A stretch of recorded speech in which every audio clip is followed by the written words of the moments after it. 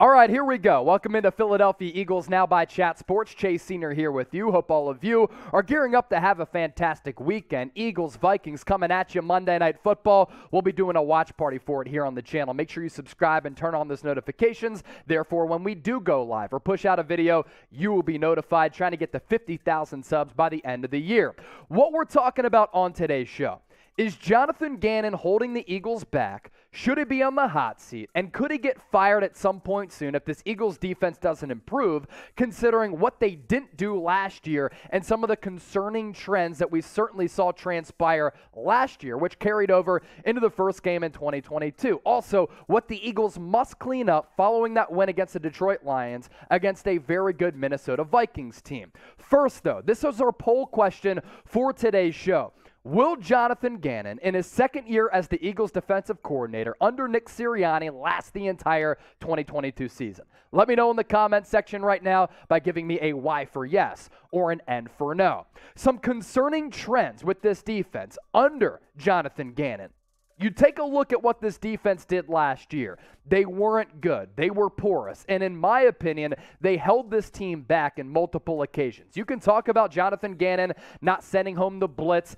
Honestly, against the Lions, the few times that the Eagles did blitz, they had success with it. So it's really weird to me how Jonathan Gannon lacks that aggressiveness, considering the dogs he now has on the defensive side of the football and the way that fans want the Eagles to play. And all of these numbers and trends are very, very concerning. Last year, the Birds, 29th in red zone defense, 16th in third down defense, 1-7 against teams with a winning record. They were 31st in blitz percentage at just 16.4%, second to last in the National Football League, 9th in rush defense, 18th in points against, 25th in third down percentage at nearly 43%, which means teams were converting on third downs 43% of the time, and 28th in red zone percentage, which means once teams got in the red area inside the 20-yard line, oftentimes they were able to put points on the board. And against the Lions, you're thinking, okay, with the much improved, bulked up Eagles defense, this team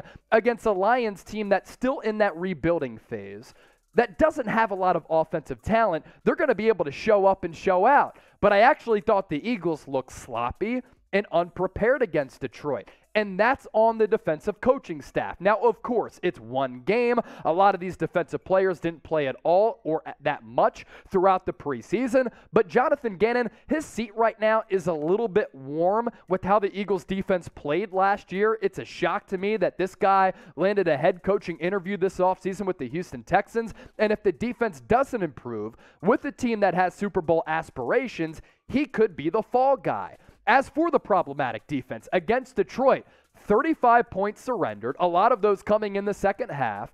The Lions were 9 of 14 on third down, going up against a quarterback who is among the bottom tier quarterbacks in the National Football League.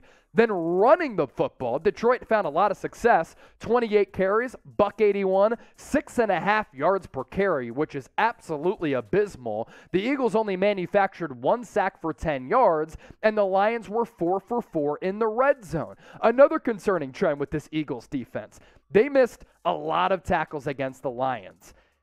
Basically a missed tackle every 4.5 plays. There were 15 missed tackles in this game, to be exact. So that's a little bit of a typo down there. 15 tackles against the Detroit Lions.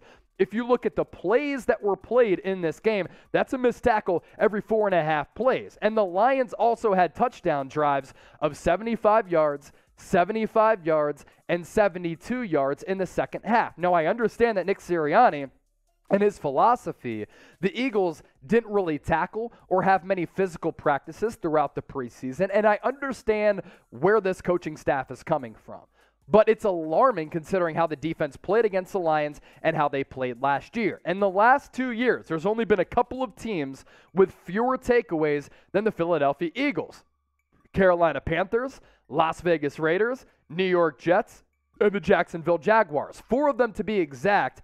And oftentimes, when you win the turnover battle in the National Football League, you win about 75, 80% of your games. The turnover margin for Philadelphia in 2021 was neutral. just zero. Zilch. So this Eagles defense not able to manufacture a lot of giveaways. And the run defense has to get better, especially going up against Dalvin Cook in week 2 for the Minnesota Vikings. And a cure for that, how about playing Jordan Davis more than he played against the Lions, only a handful of snaps, and Nakobe Dean as well. Both of these players showed that with the most vaunted defense in college football last year, that won a national championship at Georgia, they're excellent against the run. And Jordan Davis, arguably the best run stopper in college football a year ago, more than 6 yards per pop for the Lions is unacceptable. So too is playing Jordan Davis and Nakobe Dean so little.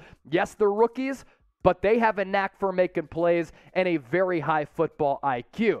After going up 17-0, also, after that Kenneth Gainwell touchdown, the Eagles were outscored 216-82. And that's why this game became a 3-point game. And that's why they had to convert on that Jalen Hurts quarterback sneak at midfield just to ice it and come away with the victory. So, with that, as we look forward, who you got Monday Night Football against the Minnesota Vikings, considering the offensive prowess that the Vikings have and the struggles of the Eagles defense? PHI for the Birds, MIN for the Vikings. Let me know right now. And if you want to bet on this game, make sure you do so with our sportsbook partner, BetUS. If you head to chatsports.com/EaglesBet, enter the promo code Eagles125, you get a 125% deposit bonus. So if you put in $100, that means you get an additional $125 back. And if you're a first-time sign-up with us here at BetUS and you want a free Eagles jersey,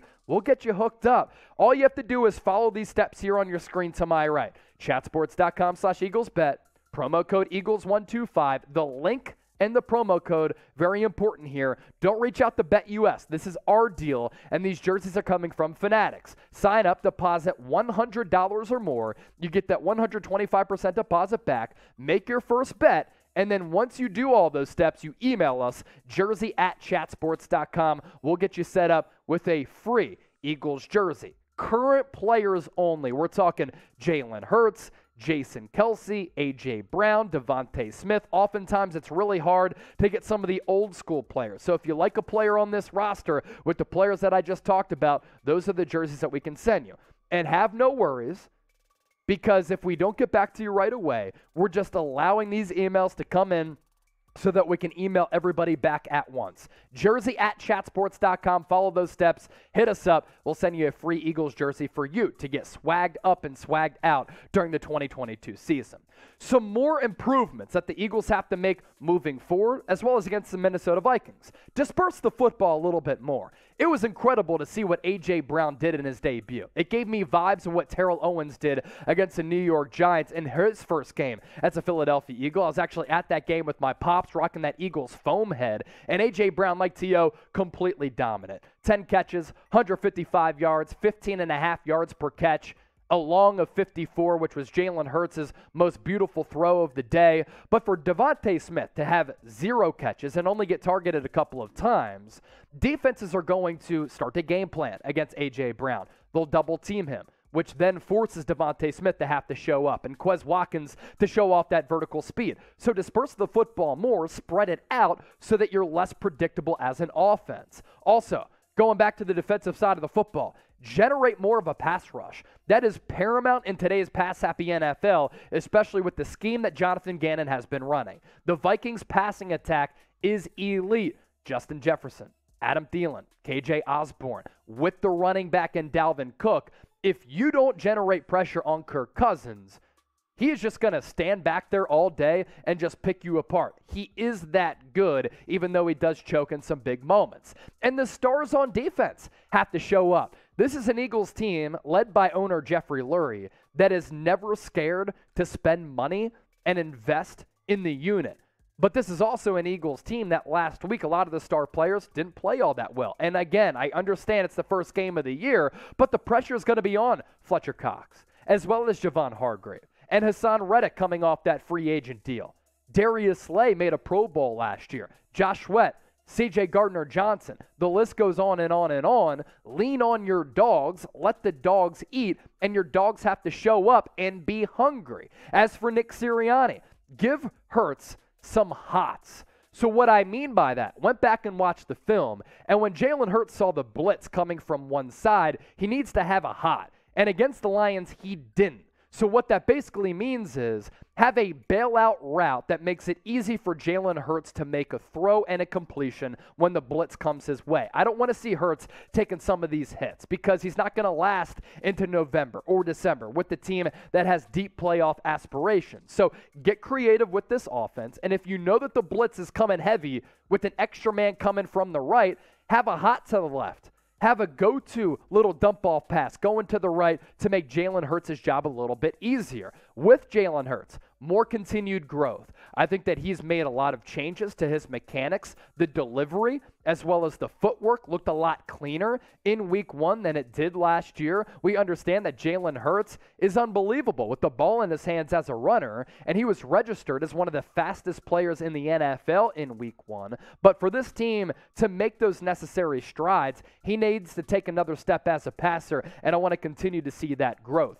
As for what defenses are going to plan the Eagles with, they're going to adjust. So the Eagles have to counter adjust as well. They're going to double team A.J. Brown. They're going to stack the box against one of the more vaunted running attacks in the NFL. So then Jalen Hurts has to be able to pick you apart through the air if they do stack the box, because defenses want Jalen Hurts to prove that he can actually pick you apart through the air. So when defenses adjust against the Eagles, counter adjust as well. That's what the NFL is all about.